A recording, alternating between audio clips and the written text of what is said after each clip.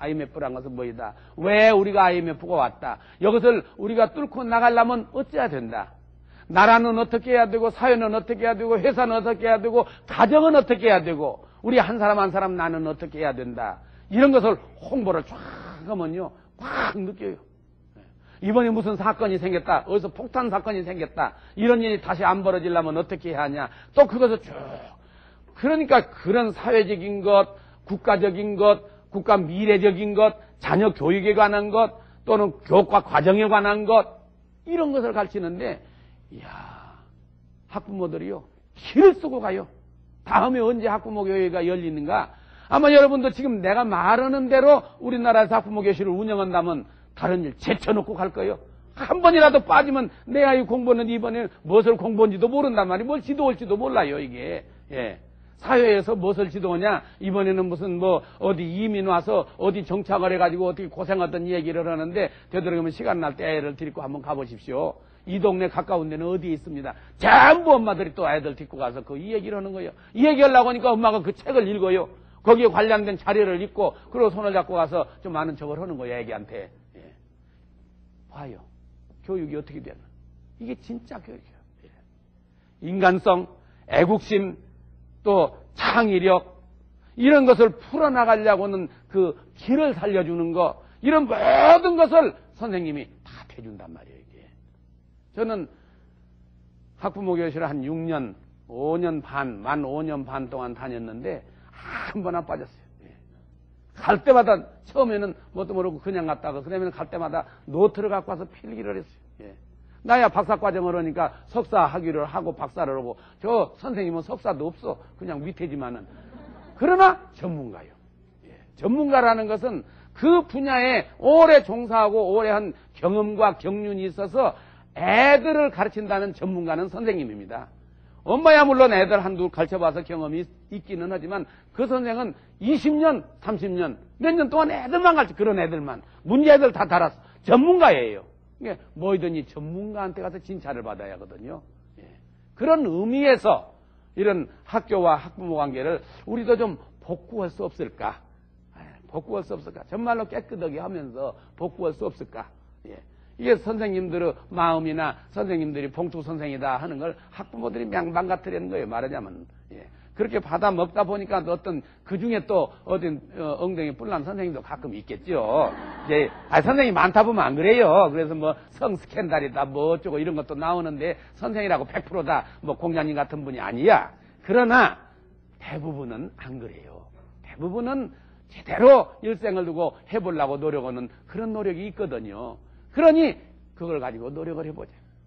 저는 우리 아이들 그 선생님하고 인간적으로 관계를 깊이 맺어서 지금까지 관련을 가진 분이 한 서너 분이 계세요. 그 중에 한 분은 외교관이에요. 외국에 대사로 나갔어요.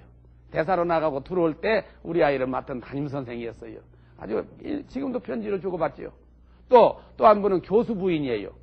그래서 지금도 연합장도 오고 가고 하는데 거기 있을 때도 우리 가족들이 그 가족들하고 친하고 그 가족들이 우리 가족들하고 친하고 그런 가운데 서로 교감이 이루어지는 거예요. 예. 그냥 한번 형식적으로 씀박 이렇게 방문하는 게 아니라 인간적으로 참 이웃 사촌이라고 친척처럼 이렇게 왔다 갔다 하고 선물을 주고받고 따뜻하게 주고받는 가운데 애들도 정서적으로 안정되고 평안한 이런 것을 가질 수가 있거든요. 그래서 여러 집을 아는데 언제 어떤 집에 가면은 그 집의 아이들의 문제를 풀어나가는 것도 알아요. 한 번은 어떤 학부형 집에 방문을 하는 가운데 거기서 이제 애들이 그 친척들이 많이 모인 어느 날에 아마 그 집 생일이었는가 모르겠어요. 한 7, 8 가족이 다 모였더라고요. 모여서 애들이 모여들고 있는데 저는 우리 아이 관심이 있잖아요. 우리 아이가 잘 어울릴란가 그래가지고 우리 아이한테 잘 어울리게 하기 위해서 제가 그 아이들을 모아놓고 동화를 해줬어요. 애들은 동화라면 다 좋아라고 그래요. 그런데 동화라고서 로빈 후드다 신데렐라다 서양 안델센 동화다 이런 건 다 알 것이고 그러니까 한국 동화를 해줬어요. 한국 동화 나무꾼과 선녀 이거는 한국 동화입니다. 완전히.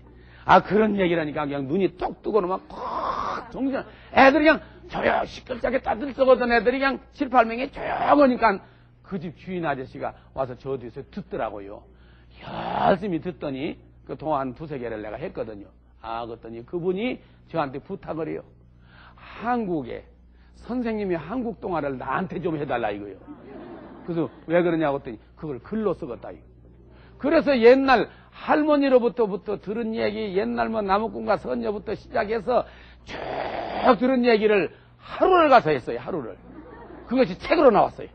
그 동화 작가가 그걸 다 써가지고 한국의 유태영 교수로부터 들은 한국적인 동화, 그래갖고 책으로 나온 일도 있는데, 그 동화라는 것이 아이들의 정서를 안정하게 하고 아주 포근하게 해주고 일체감을 이루게 하고 이런 게 있어요.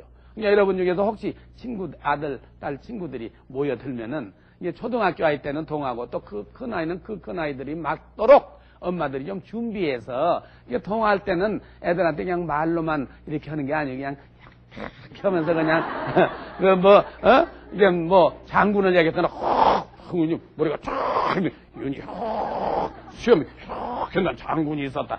애들이 그래야 막 정신을 홀딱 빼놓거든요. 예. 그렇게 한번 해보시라고요. 가정과 학교, 교육과 가정, 가정과 가정, 사회와 가정, 이것이 하나로 되어가는 여기에 속에서 교육이 제대로 이루어지고 그 속에서 교육이 연합해서 합동해서 유익을 이루는 좋은 결과가 온 줄로 압니다. 오늘 말씀 여기서 마치겠습니다.